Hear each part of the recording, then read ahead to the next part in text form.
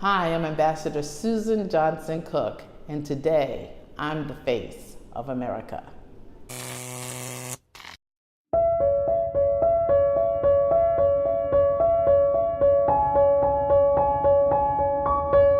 A native New Yorker, born in Harlem, raised in Harlem in the Bronx, I was the first United States Ambassador at Large for International Religious Freedom who was a woman, a faith leader, and an African American. My profession, my vocation was a United States pastor of a Baptist congregation, the first African American woman to be a senior pastor in the 200-year history of the American Baptist churches, and the first female chaplain for the New York City Police Department. So I am a real New Yorker, and I am the face of America. Well, I always said, I always thought I was prepared for the moment. I never looked at a position as a woman or a man. I looked at the person who was best qualified and best suited for that particular one. Now, I did end up becoming a trailblazer in many fields for women, and I count that as an honor and a privilege. And I believe that God actually entrusts people with trailblazing, people that God thinks can handle it. So I think when I went in first of all prepared. I went in as a woman of integrity.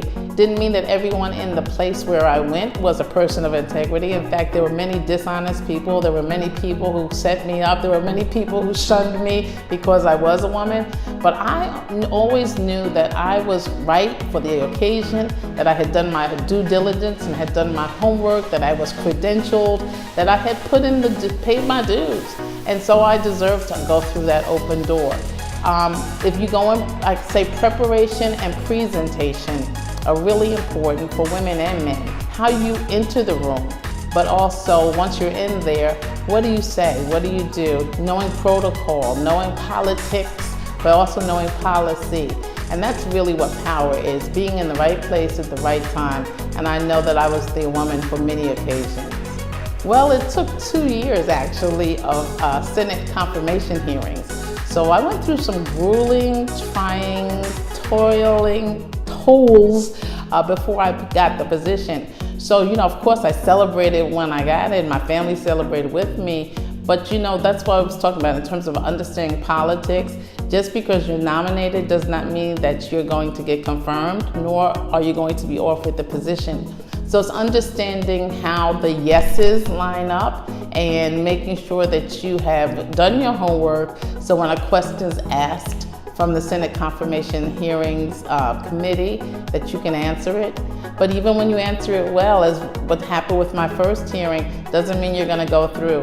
But I met some tremendous people, and I think one of the lessons I learned was you have to be able to go into places that are not comfortable for you, and you have to be able to cross the aisle sometimes. And I hope America gets this lesson straight, because we're fighting along Democratic, Republican lines, and right now we need to be the United States of America, and leadership sets the tone for that. So I've always tried to be a leader of integrity that listens to all sides of the aisle, and that really then we make the best decision for the whole. I did run for Congress for the 13th Congressional District for my area, and I think it's so exciting that so many women are in, and so I'm cheering them on. And I think that it's important that those who are our elected officials represent their constituencies. So my hopes for all those who are running, whether it's for national office, regional, local office, that they truly listen to the concerns of the people who sit at the table. I know that when I was hearing the commentary on the debates, several of the presidential candidates were on CNN, and when I was listening to the commentary of common people, they were saying, okay, it's good to keep talking about the Mueller and the redacted report, but what about food, safety, shelter? Those are really the common issues of Americans. Kind of, how do I have a place to lay my head?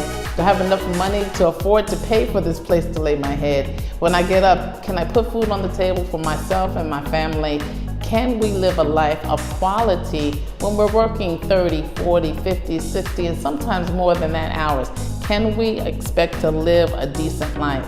And so for me, my hopes are whoever hits that leadership role will do it with integrity, will not have temper tantrums and run it like we have a king and a queen. No, the United States of America is a democracy, and the people speak. It's for the people, of the people, by the people.